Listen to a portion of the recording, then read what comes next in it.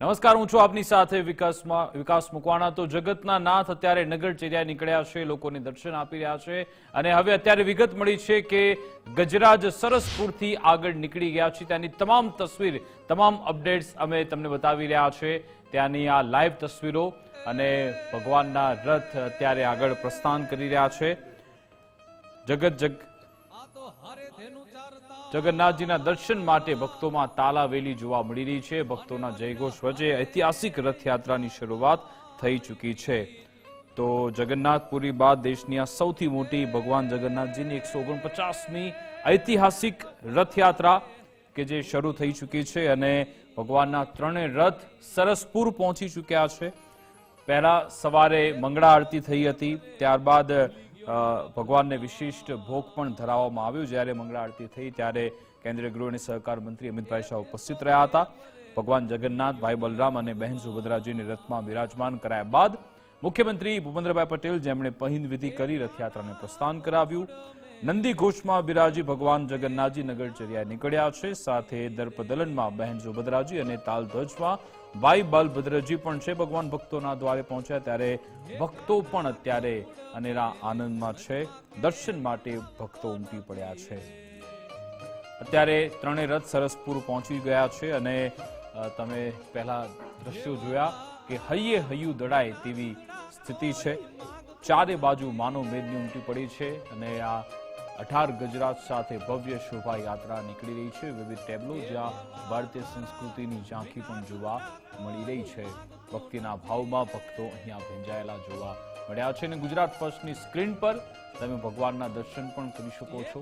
જે એવા દર્શકો જે ત્યાં રથયાત્રામાં નથી જોડાઈ શક્યા, ત્યારે ગુજરાત ફર્સ્ટ માધ્યમ બની રહ્યું છે। ભગવાનના દર્શન તમે ટીવી સ્ક્રીન પર કરી શકો છો। તો આજનો આ પવિત્ર દિવસ, જ્યારે વર્ષમાં એકવાર એવું બને છે કે ભગવાન રસ્તા પર આવે છે, ભક્તોની વચ્ચે જાય છે, એમના સમીપ જાય છે, એમની નજીક જાય છે અને એમને દર્શન આપે છે। અને હવે જોયું કે ટ્રક સરસપુરથી રવાના થઈ ગયા છે। પહેલા ગજરાજ ત્યાંથી રવાના થયા, હવે સરસપુરથી ટ્રકો પણ રવાના થઈ રહ્યા છે। આખો જે કાફલો છે તે ધીમે ધીમે આગળ વધી રહ્યું છે।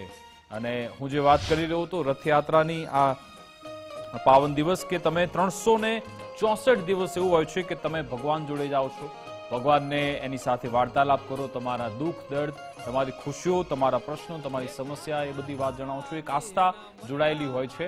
પણ આજનો અષાઢી બીજનો એક એવો દિવસ છે કે જ્યારે ભગવાન તમારી જોડે આવે છે, ભગવાન નગરચર્યાએ નીકળે છે અને દુઃખ દર્દ સમજે છે ભગવાનના। અને એક એ તસવીર જ એવી છે, ભગવાનનો એક એવો ચહેરો એ જોઈને તમને કોઈ ના ભૂતકાળની ચિંતા હોય છે કે ભૂતકાળમાં શું થયું હતું, ન કોઈ ભવિષ્યની ચિંતામાં રહે છે। તમે ફક્ત એ જ વર્તમાનમાં, આજના દિવસમાં, આજની ક્ષણોમાં તમે જીવતા હો છો અને એ જ અલૌકિક આનંદ માટે, એ જ અલૌકિક ક્ષણ એના સહભાગી થવા માટે અહીંયા લોકો આવી રહ્યા છે।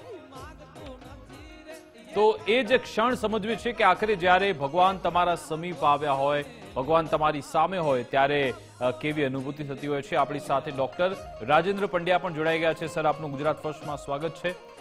પહેલા તો આપ જણાવો કે જ્યારે ભગવાન અને ભક્ત બંને આમને સામને હોય અને એ પણ એક અષાઢી બીજનો દિવસ, ત્યારે કેવી અનુભૂતિ થતી હોય છે, કેવો માહોલ સર્જાતો હોય છે? જી, આજના આ પવિત્ર અષાઢી બીજ એટલે રથયાત્રાનો પવિત્ર દિવસ, અને રથયાત્રાના પવિત્ર દિવસે ભગવાનના દર્શન કરવા માટે, ભગવાનને મળવા માટે ભક્તો ઘણા સમયથી આતુર હોય છે।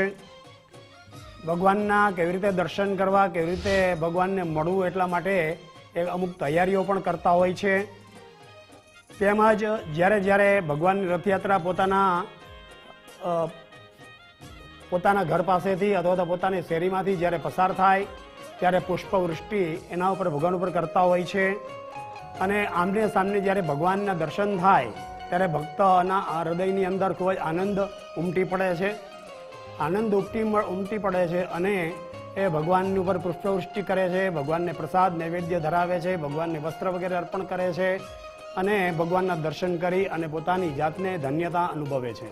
ખાસ કરીને આજે એટલા માટે કહેવું છે મારે કે જ્યારે આપણે, તમે જેમ કહ્યું કે ભગવાનને તો આપણે મળવા જઈએ ત્યારે ભગવાન દર્શન આપે, ભગવાનના શૃંગારના દર્શન હોય, ભગવાનના રાજભોગના દર્શન હોય, ભગવાનના ઉત્થાપનના દર્શન હોય, ભગવાનના શયનના દર્શન હોય અને ભગવાનની વિશ્રાંતિનો સમય હોય. જ્યારે આપણે જઈએ ત્યારે કદાચ એ ભગવાન આપણે દર્શન ન પણ આપે, પણ આજનો દિવસ એવો અનેરો છે કે સ્વયં સામે ચાલીને ભગવાન સ્વયં પોતાના ભક્તોને દર્શન આપવા માટે એના ઘર સુધી આવે છે. અને ઘર સુધી જ્યારે ભગવાન આવતા હોય ત્યારે સ્વાભાવિક છે કે ભક્તોના હૃદયની અંદર, ભક્તોના મનની અંદર જે આનંદ અને ઉત્સાહ જોવા મળતો હોય એ અનેરો હોય જ. અને જ્યારે આમને સામને ભક્તો આવી જાય ત્યારે ભક્તોના હૃદયની અંદર આનંદ ઉત્પન્ન થાય છે અને હૃદયની અંદર આનંદ ઉત્પન્ન થાય અને આંખમાંથી અશ્રુ આવી જાય છે, રોમાંચિત થઈ જાય છે.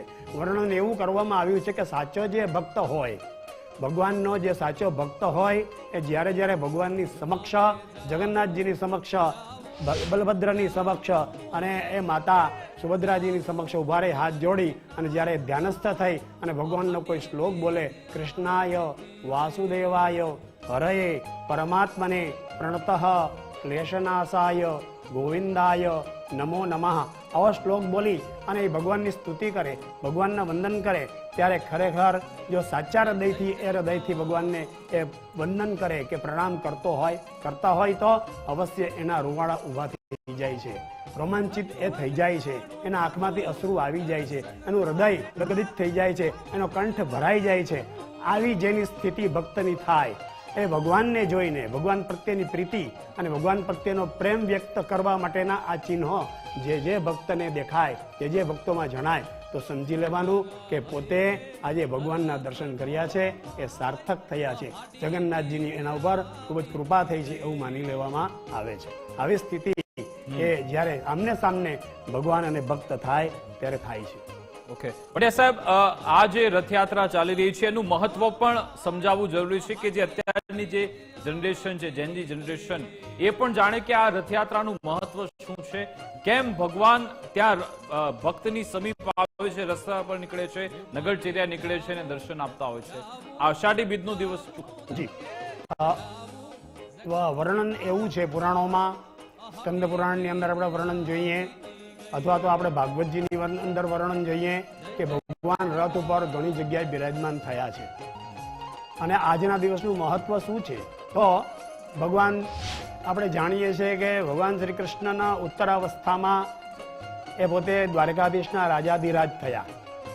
દ્વારકાની અંદર એણે પોતે રાજ્ય છેલ્લે પ્રાપ્ત કર્યું અને રાજ્ય પ્રાપ્ત થયું ત્યારે બહેન સુભદ્રા એમને ત્યાં દ્વારકામાં પોતાના પિયરથી દ્વારકામાં આવે છે. દ્વારકામાં જ્યારે આવે છે ત્યારે એમની ઈચ્છા થઈ કે મારા આ ભાઈએ આવડી મોટી દ્વારિકા બનાવી, એ સોનાની દ્વારકા એમ ગણાય છે, તો આવડી મોટી જે દ્વારકા બનાવી તો મારે એની દ્વારકા નગરી જોવી છે.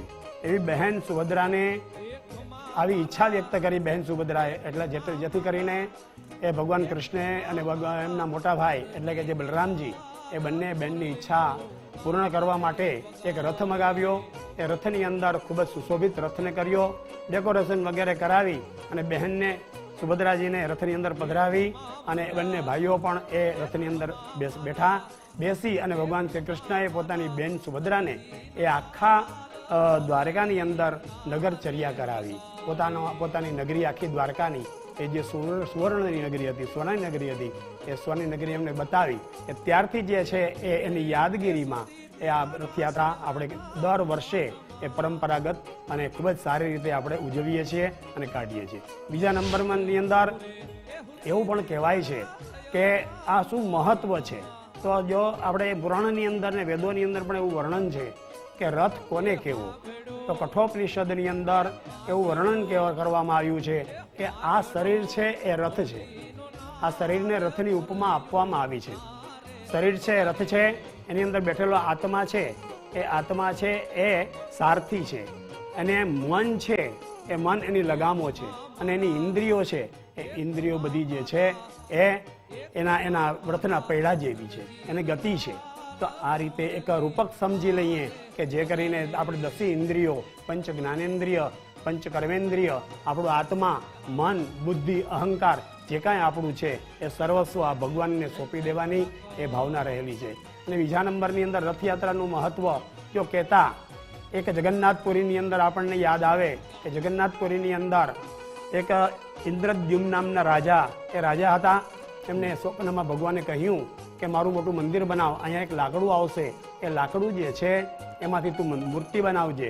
અને એ સ્વયં વિશ્વકર્મા ત્યાં પધાર્યા અને વિશ્વકર્મા એ જે છે રૂપ લઈને આવ્યા હતા, એ શિલ્પીનું રૂપ લઈને આવ્યા હતા. ત્યારે વિશ્વકર્માજીએ એક શરત મૂકી કે રાજા, હું મંદિરમાં આ મૂર્તિ તો બનાવું, પણ મને કોઈએ જે છે એ ખલેલ પહોંચાડવાની નહીં. બારી બારણા બંધ કરી અને હું મૂર્તિનું નિર્માણ કરીશ. મૂર્તિ બની જશે ત્યારે હું સ્વયં બહાર આવીશ, પણ હું મૂર્તિ જ્યારે ઘડતો હોઉં ત્યારે મને કોઈએ ડિસ્ટર્બ કરવો નહીં, મને કોઈએ જરાય પણ વિઘ્ન મારા કામમાં કરવું નહીં. આવું જ્યારે એમણે કહ્યું તો રાજાએ શરત મંજૂર કરી. શરત મંજૂર કરી એટલે એમને મૂર્તિના માટે લાકડું આપી દીધું અને મૂર્તિ બનાવવા માટે એક રૂમ આપ્યો. રૂમને બારી બારણા બંધ કરી દીધા. 8 દિવસ થઈ ગયા એટલે રાજા અધીરાય, એ રાજાને ધીરજ ન રહી અને બારણા ખોલ્યા જેથી કરીને એ જે શિલ્પી આવ્યા હતા, વિશ્વકર્મા સ્વયં હતા, એ અદ્રશ્ય થઈ ગયા. મૂર્તિ અધૂરી રહી ગઈ. અને ત્યાર પછી જે છે એ રાજાએ એ મૂર્તિને વાજતે ગાજતે આવી રીતે રથમાં બેસાડી અને મોટા ધામધૂમપૂર્વક મંદિર બનાવી અને સ્થાપિત કરી. અને ત્યારથી જે રથયાત્રા નીકળી, એ ત્યારથી આજે રથયાત્રાનો દિવસ એની યાત્રા આપણે ઉજવીએ છીએ. એનું મહત્વ છે. જી,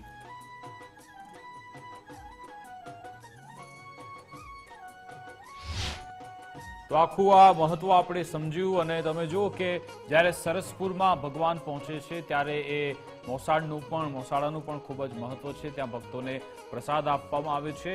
આ રથયાત્રા, એનું દરેકે દરેક તત્વ, એનો દરેકે દરેક ભાગ, એની અલગ અલગ વિશેષતા છે અને એ જ આપણે શાસ્ત્રીજી સાથે સમજવાનો આપણે પ્રયત્ન કરીશું.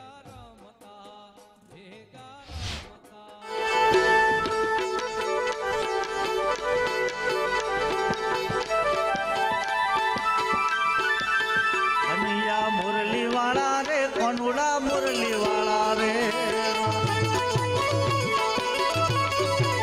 કનૈયા મુરલી વાળા રે, કોનુડા મુરલી વાળા રે. તમે મને લાગો વાલા રે, કનૈયા મુરલી વાળા રે, તમે મને લાગો વાલા રે, કનૈયા મુરલી વાળા રે, કનૈયા મુરલી વાળા, મુરલી વાળા, મુરલી વાળા રે, કનૈયા મુરલી વાળા રે, કનૈયા મુરલી વાળા રે, કોનુડા મુરલી વાળા રે.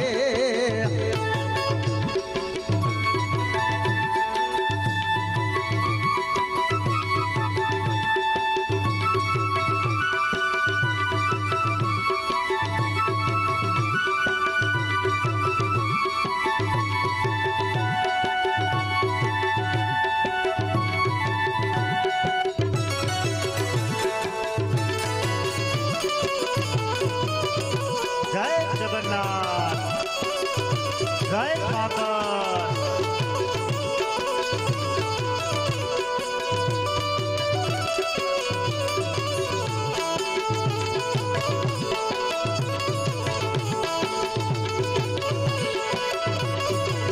તમે છો રંગે કાળા રે, કનૈયા મુરલી વાળા રે, તમે છો રંગે કાળા રે, કનૈયા મુરલી વાળા રે.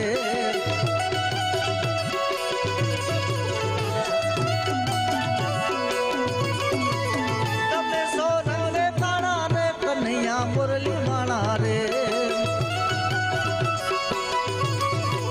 છતાં મને લાગો વાલા, લાગો વાલા, લાગો વાલા રે, કનૈયા મુરલી વાળા રે. આ ગોવાળીઓ કોનુડો મુરલી વાળો, ગોવાળીઓ કોનુડો મુરલી વાળો. એ મુરલી વાળો ને નંદજી નો લાલો, મુરલી વાળો ને નંદજી નો લાલો, ગોવાળીઓ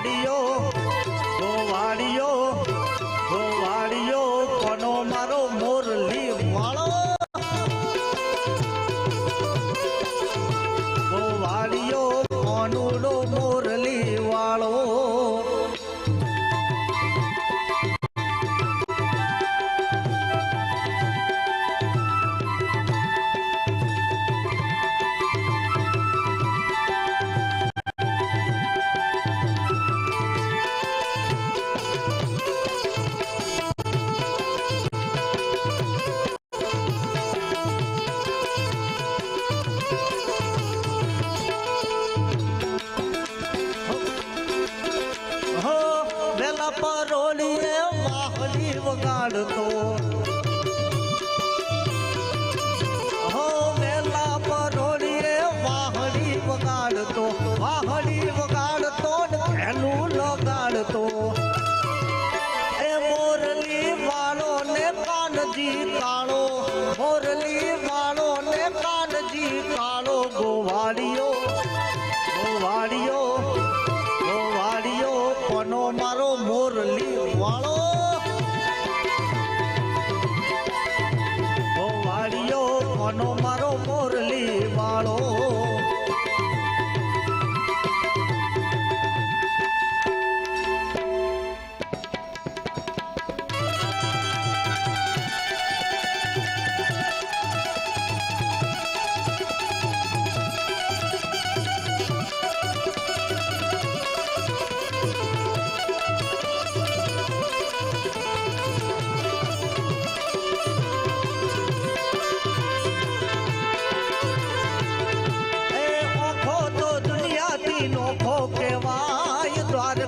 દેવની તો વાત જ ના થાય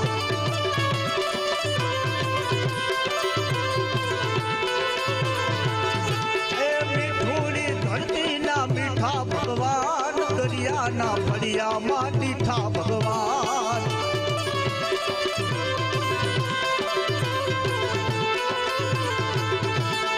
ચરણો પંખારે જા સાગર ખંભી નિર્મળ જા ખણખણતા ગોમતી નાની ચરણો પંખારે જા સાગર ખંભી નિર્મળ જા ખણખણતા ગોમતી નાની ને જો ઠાકર નો તો આભે લહેરાય દ્વારકાના દેવની તો વાત જ ના થાય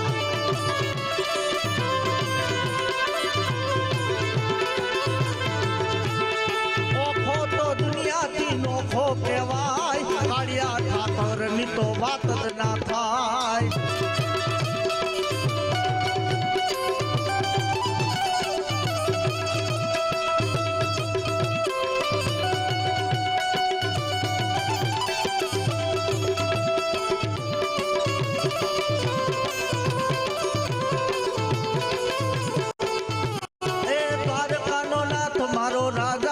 છોડશે એને મને માયા લગાડી રે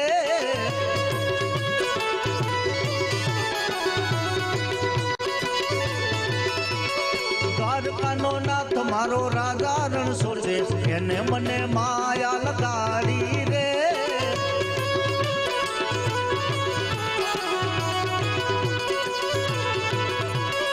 એને મને માયા લગાડી મારા વાલા એને મને દ્વારકાનો નાથ મારો રાજા રણ છોડશે એને મને માયા લગાડી રે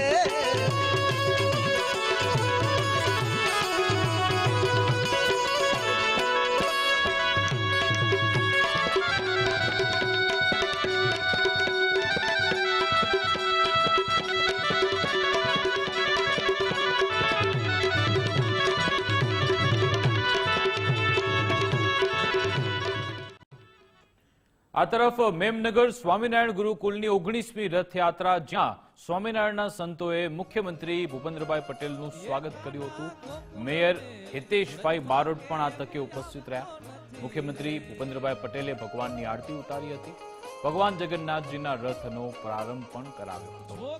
મેમનગર સ્વામિનારાયણ ગુરુકુલની 19મી રથયાત્રા જ્યાં સ્વામિનારાયણના સંતોએ સીએમનું સ્વાગત કર્યું હતું અને આ તકે મેયર પણ ઉપસ્થિત રહ્યા હતા. અમદાવાદના મેયર હિતેશભાઈ બારોટ હાજર રહ્યા. મુખ્યમંત્રી ભૂપેન્દ્રભાઈ પટેલ જેમણે ભગવાનની આરતી ઉતારી હતી, ભગવાન જગન્નાથજીના રથનો પ્રારંભ કરાવ્યો હતો. સ્વામિનારાયણના સંતોએ જ્યારે સીએમનું સ્વાગત કર્યું હતું તેની આ તસવીરો છે. મુખ્યમંત્રીને અહીંયા આવકારવામાં આવ્યા હતા, તેમને સ્વાગત કરવામાં આવ્યું હતું અને ત્યારબાદ આ રથયાત્રાનો પ્રારંભ કરાવવામાં આવ્યો હતો.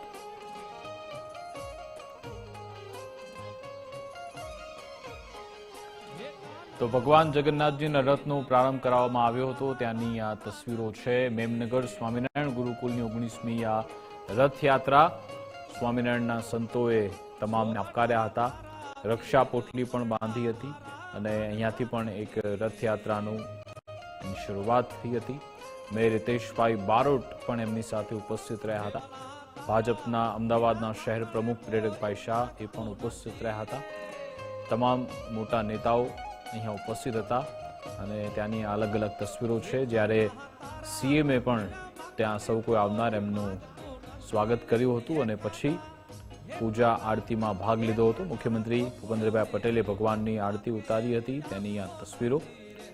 પછી ભગવાન જગન્નાથજીના રથનો પ્રારંભ કરાવ્યો હતો. રથયાત્રાની શરૂઆત અહીંયા થઈ હતી.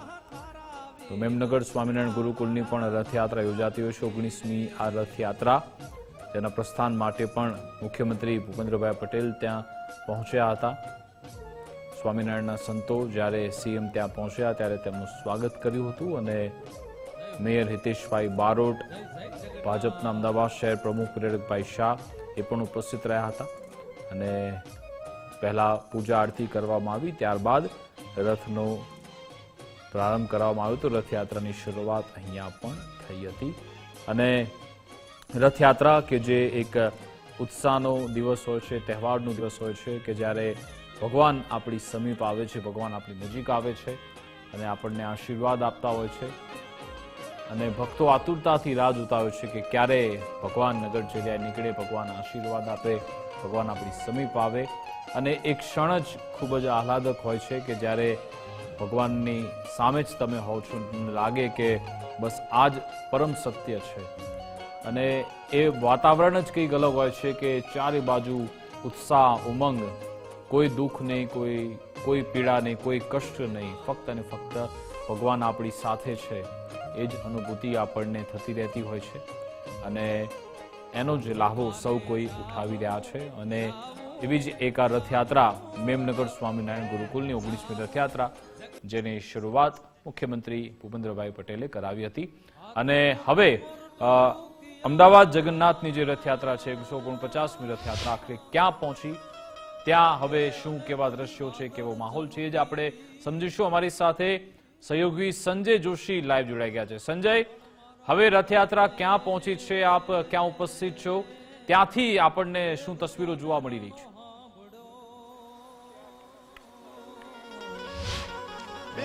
રથયાત્રાનો બીજો પડાવ હવે શરૂ થઈ ગયો છે, એટલે કે નીચ મંદિર તરફ સરસપુરથી રથયાત્રાએ પ્રયાણ કર્યું છે અને હવે જે ગજરાજ છે તેઓ કાલુપુર સર્કલ ખાતે પહોંચ્યા છે. કેમેરામેન ગજરાજને કહીશ, આપને દ્રશ્યો બતાવશે. જે ગજરાજ છે તે હાલ કાલુપુર સર્કલ ખાતે જોવા મળી રહ્યા છે અને આ રથયાત્રાનો બીજો પડાવ છે. બે પડાવમાં મુખ્ય રીતે આ 149મી રથયાત્રા યોજાઈ છે અને તે નીચ મંદિરથી સરસપુર એટલે કે ભગવાનના મોસાળ તરફનો પહેલો પડાવ હોય છે અને બીજો જે છે તેની શરૂઆત થઈ છે હવે સરસપુરથી નીજ મંદિર તરફ, એટલે કે રથયાત્રા હવે નીજ મંદિર તરફ જઈ રહી છે. મંદિરના મહંત દિલીપદાસજી મહારાજ જે છે પોતાની ગાડીમાં હાથીની સાથે તેની સાથે તેઓ પસાર થઈ રહ્યા છે. એટલે સર્વપ્રથમ જે છે ગજરાજ કાલુપુર સર્કલથી પસાર થઈ રહ્યા છે. તેમની સાથે જે મહંત દિલીપદાસજી મહારાજની ગાડીઓ છે અને બિલકુલ તેની સાથે તમામ ગજરાજ જે છે હવે કાલુપુર સર્કલથી પસાર થઈ રહ્યા છે. હવે આગળનો જે બીજો પડાવ છે, બીજો તબક્કો છે તે જે છે પ્રેમ દરવાજા, તંબુ ચોકી, શાહપુર થઈ અને જે પાનકોર નાકા, માણેક ચોક થઈ અને નીજ મંદિર પરત ફરશે. એટલે કે મહત્વનો હવે બીજો ભાગ જે છે રથયાત્રાની શરૂઆત થઈ ચૂકી છે. ઐતિહાસિક રથયાત્રા 149મી આ રથયાત્રા જડબે સલાક, પોલીસ બંદોબસ્ત અને સુરક્ષા વ્યવસ્થા અને આની વચ્ચે અને એક માનવ મહેરામણ એટલે કે કીડિયારું ઉભરાયું છે. એટલી જન સૈલાબ અહીં ઉમટ્યો છે કાલુપુર સર્કલ ખાતે. ખૂબ મોટી આ જે જગ્યા છે કાલુપુર સર્કલ અને બિલકુલ અહીં જે છે હૈયેતું હૈયું ડોળાય તેટલી પબ્લિક છે અને તમામ જે લોકો છે હવે જ્યારે સરસપુરથી નીજ મંદિર તરફ ભગવાન પ્રયાણ કરશે ત્યારે તેમના દર્શન માટે અહીં તલપાપડ છે. સૌ કોઈ જે છે તેમની રાહ જોઈ રહ્યા છે. આ એક એવું સ્થળ છે, આ એક એવો મુકામ છે કે એવો પડાવ છે કે જ્યાં ભગવાન ભક્તોને બીજી વાર દર્શન આપે છે. અહીંથી જ્યારે ભગવાન સવારે નીજ મંદિરથી નીકળ્યા હતા ત્યારે જે છે તેમના પ્રથમ પડાવમાં તેઓ અહીં પહોંચ્યા હતા લગભગ 1 થી 1.5ના સુમારે કાલુપુર સર્કલ ખાતે અને લાખોની સંખ્યામાં ભક્તોએ તેમના દર્શન કર્યા હતા. સાથે બહેન સુભદ્રા, ભાઈ બલભદ્રનો પણ રથ હતો. ત્રણેય રથ અહીંથી પસાર થયા. ભગવાન પોતાના મોસાળ ગયા ત્યાં તેમનું મામેરું થયું, તેમને પુખાવવામાં આવ્યા અને હવે જે છે જે રથયાત્રા છે તે જે છે સરસપુરથી હવે નિજ મંદિર તરફ પ્રયાણ કરી ચૂકી છે અને કાલુપુર સર્કલથી હાલ ગજરાજ પસાર થઈ રહ્યા છે અને બિલકુલ તેની પાછળ જે છે તમામ ટ્રકો પણ આવી પહોંચી છે. ટ્રકો જે છે કાલુપુર સર્કલ ખાતે આવવાની શરૂઆત થઈ ગઈ છે અને તમામ હાથીઓની પાછળ હવે તમામ જે ટ્રકો છે, તમામ ટેબલો છે, શણગારેલી લગભગ 100 થી વધુ ટ્રકો, તેની પાછળ ભજન મંડળી અને અખાડા પણ એક બાદ એક અહીં જોવા મળશે અને આ તમામ જે ઝાંખીઓ છે તે નિહાળવા માટે મોટી સંખ્યામાં ભક્તો અહીં જોવા મળી રહ્યા છે.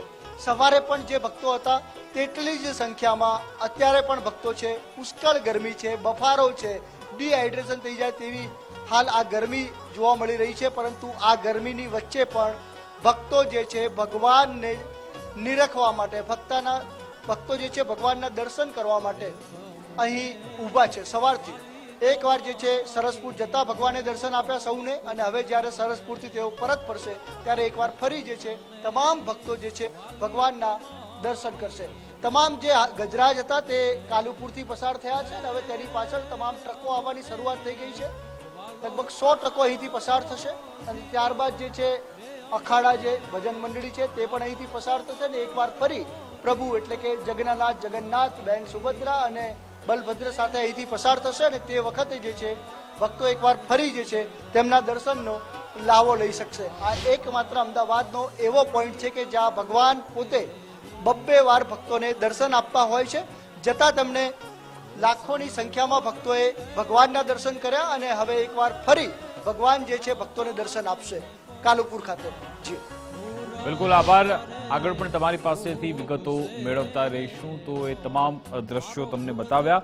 હવે પંડ્યા સાહેબ, એ આપણે સમજવું છે કે તમે જુઓ કે આખી આ રથયાત્રા ત્યારે એમાં આપણે જોઈએ છીએ કે ગજરાજ હોય, મંડળીઓ ચાલતી હોય, અખાડા ચાલતા હોય, ટ્રક ચાલતા હોય, એનું પણ એક વિશેષ મહત્વ છે, આપણે સમજીશું. પણ અત્યારે એક નાનકડો વિરામ લઈશું. રથયાત્રાની તમામ પડેપડની અપડેટ્સ આપનો સુધી આવી રીતે જ પહોંચતી રહેશે. બ્રેક બાદ વાત કરીશું કે આખરે એનું પણ શું મહત્વ છે. એક નાનકડો વિરામ, એના માટે રોકાઈ.